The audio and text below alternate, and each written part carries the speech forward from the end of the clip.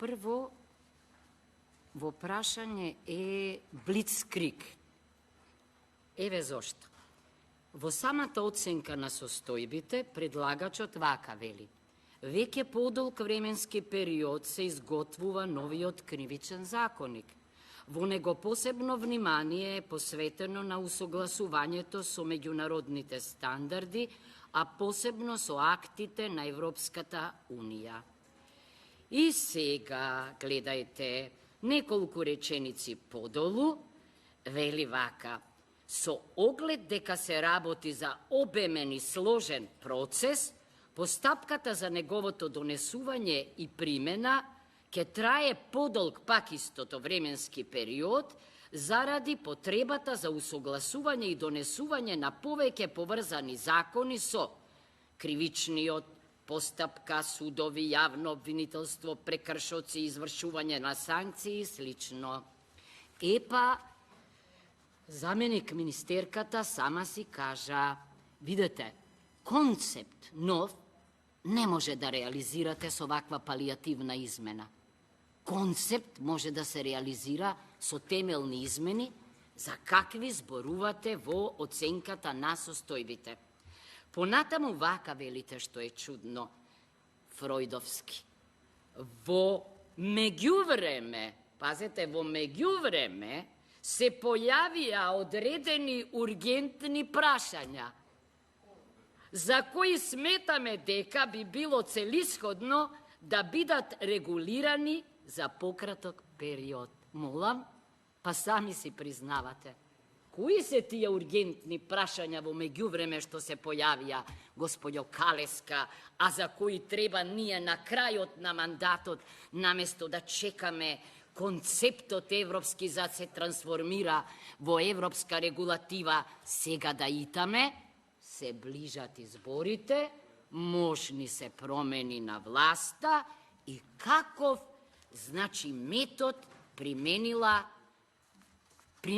предлагачот. Тоа го викам јас метод на алиби. Имено, ке наброите најнапред директиви, регулативи, кобожем, ама нема да го почитувате деловникот, оти овде не гледам ни еден став, ни еден член. Еднаш научете се, пишува во деловникот, точно, кој член и кој став од овој закон го усогласувате со која регулатива и со која директива. Ништо од тоа. И гледајте сега алиби методологијата. Прво ке почнете нешто што е навистина многу актуелно денеска, значи, како справување со незаконско производство и трговија со огнено оружје и така натамо, опасноста од транснационалниот организиран криминал. После ќе додадете финансиски интереси на Унијата, за да ја импресионирате Унијата дека ги штитите нејзините интереси. На тоа ќе додадете уште нешто многу поважно, конфискацијата која во секој извештај ни ја пишуваат, а никако да ја спроведеме, и се разбира, ќе го внесете еколошкиот криминал. Ќе внесете неколку одредби, ама суштината сте си ја кажале.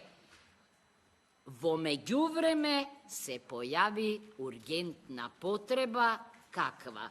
Ургентна потреба да се најде соодветен одбранбен механизам по изборите и по промените, да не дојде до санкционирање на нашата најголема болка, корупцијата и криминалот, а најмногу присутни каде?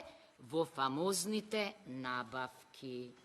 И сега, вие мене ми објаснувате овде дека требало, замислете, со ваква измена пред самите избори, ние од абстрактни дела, односно од такви битија на делата, да преминеме на конкретни.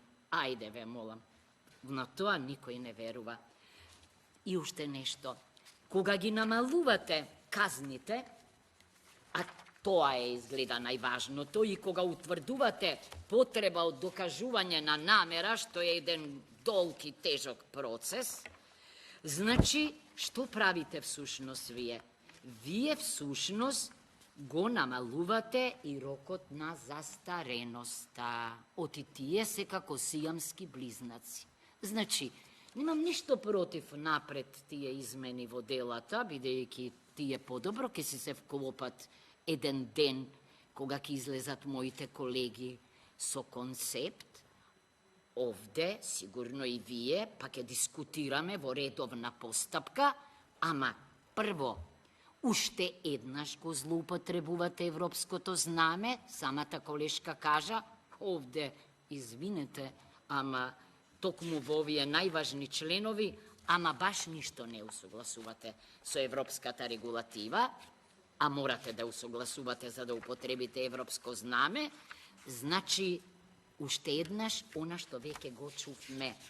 Овде, кваката или најважното е врзано за членот 353, злоупотреба на службената положба и овластување, поплава, пандемија на злоупотреба на службена положба и овластување има во сите институции.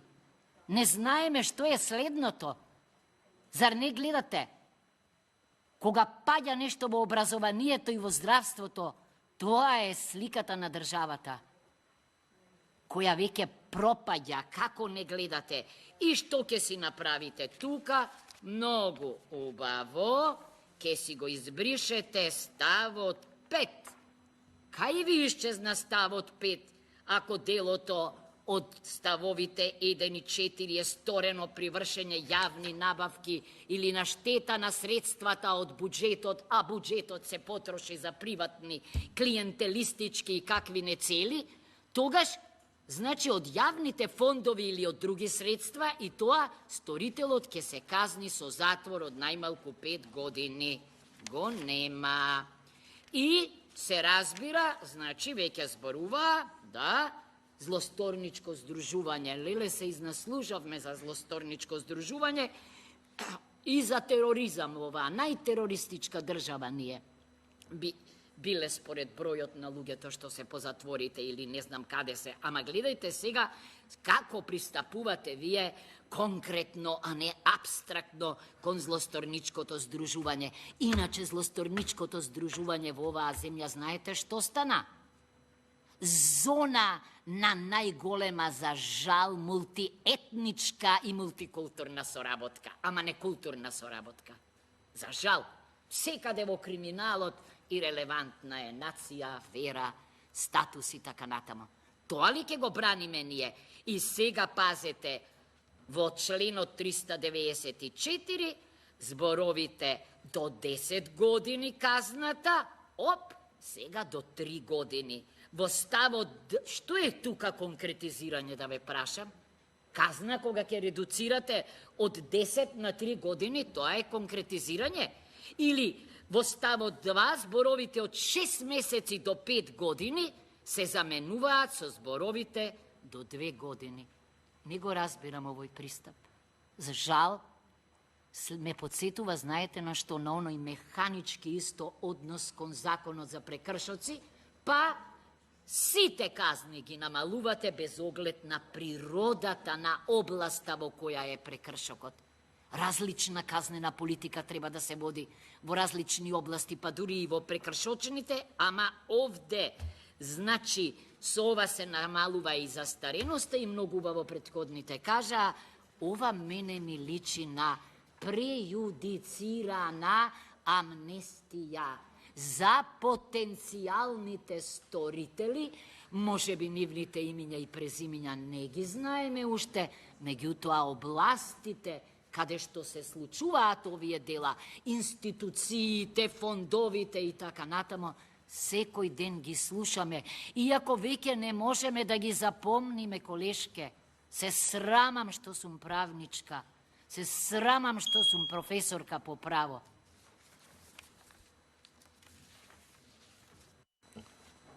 Фали ми